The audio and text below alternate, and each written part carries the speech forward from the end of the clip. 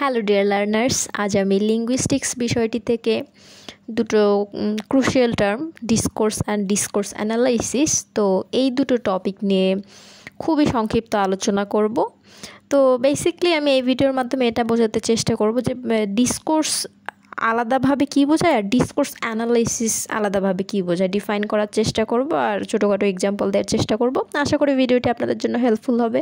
তো চলুন সামারিতে যাওয়া যাক। Discourse is a general term used in pragmatics to refer to language that is produced as the result of communication. তো discourse হচ্ছে একটা সাধারণ টার্ম যেটা কিনা প্র্যাগমেটিক্স বিষয়টিতে ব্যবহার করা হয়। প্র্যাগমেটিক্স মূলত কী বোঝায় এটা নিয়ে আমার অলরেডি একটা লার্নিং ভিডিও আছে আমার চ্যানেলে, আপনারা চাইলে দেখে নিতে পারেন। তো প্র্যাগমেটিক্স বিষয়টিতে এই ডিসকোর্স টার্মটা আলোচনা করা হয়, যেটা কিনা কী রেফার করে, মানে এক কথায় ডিসকোর্স কী রেফার করতেছে, সেই ভাষাটিকে বা সেই ল্যাঙ্গুয়েজটিকে যেটা কিনা একটা কমিউনিকেশনের জন্য আর কি তৈরি হয়েছে, কমিউনিকেশনের রেজাল্ট হিসেবে তৈরি হয়েছে। মনে করেন যে কয়েকটা লোক একসাথে বসে এখানে কমিউনিকেট করতেছে, তো তাদের সেই কথাবার্তা বা কমিউনিকেশনের রেজাল্ট হিসেবে যেই ল্যাঙ্গুয়েজটা তৈরি হবে বা প্রডিউসড হবে সেটাই হচ্ছে discourse. It refers to an expansion of language which is unified, meaningful and purposive.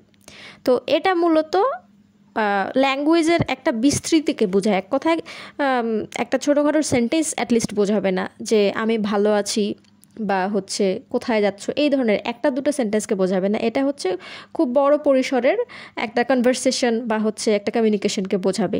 ঠিক আছে, এক কথায় এক্সপেনশন অফ ল্যাঙ্গুয়েজ বলতে কথার বিস্তৃতি বা কথার আর কি বাড়তেই থাকবে, এরকম একটা আর কি কমিউনিকেশনের ল্যাঙ্গুয়েজকে বোঝাবে আর কি।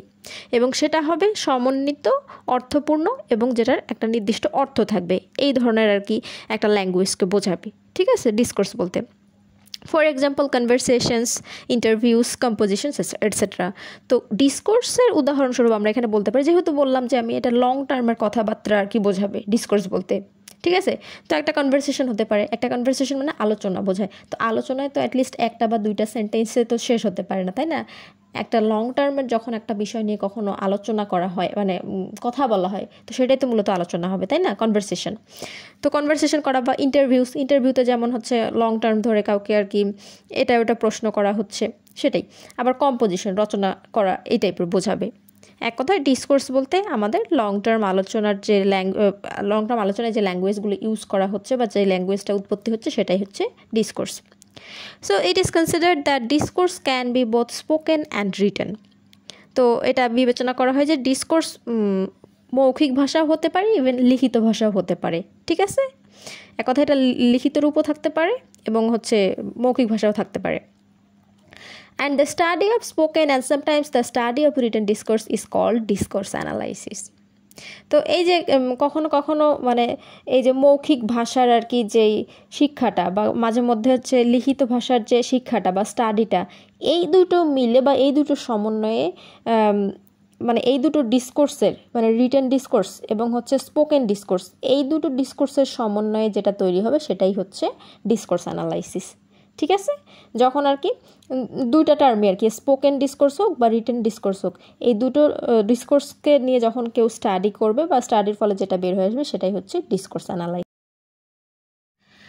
তারপরে discourse basically refers to the way people communicate and engage with one another through language. তো ডিসকোর্স আবারও আসে এক কথায় ডিসকোর্সে। তো ডিসকোর্স মূলত সেই বিষয়টাকে রেফার করে বা নির্দেশ করে বা সেই ধরনটাকে নির্দেশ করে যেই ওয়েতে বা যেই ধরন আর কি ফলো করে মানুষজন একে অপরের সাথে যোগাযোগ করে বা কমিউনিকেট করে এবং একে অপরের সাথে এঙ্গেজ হয়। কিসের মাধ্যমে? ভাষার মাধ্যমে। মানে ভাষা ব্যবহার করে মানুষ যেই পদ্ধতিতে একে অপরের সাথে কমিউনিকেট করে, এঙ্গেজ করে, সেই পদ্ধতিটাকে বা সেই ওয়েটাকেই হচ্ছে বেসিক্যালি ডিসকোর্স বলা হচ্ছে। It includes spoken language, written language as well as non-verbal elements such as gestures and facial expressions.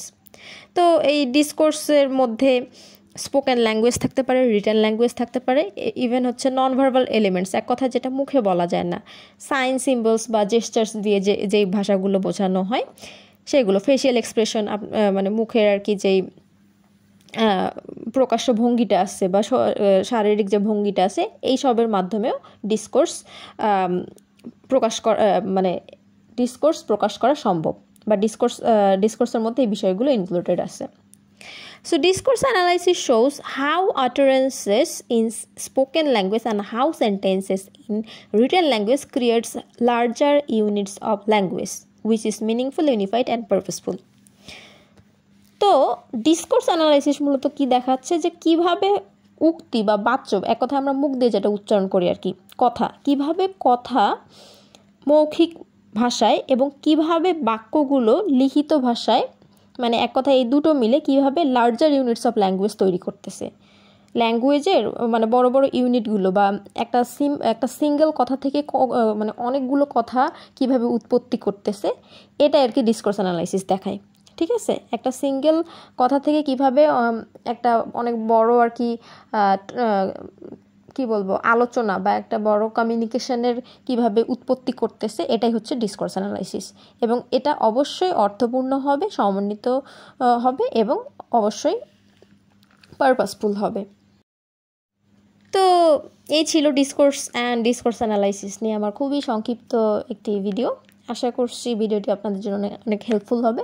তো ভিডিওটি ভালো লেগে থাকলে অবশ্যই ভিডিওটি দেখবেন, শেয়ার করবেন এবং আমার চ্যানেলটি সাবস্ক্রাইব করবেন। এবং লিঙ্গুইস্টিক্স রিলেটেড আর কোনো লার্নিং ভিডিও যদি প্রয়োজন হয় অবশ্যই কমেন্টে জানাবেন। Thank you.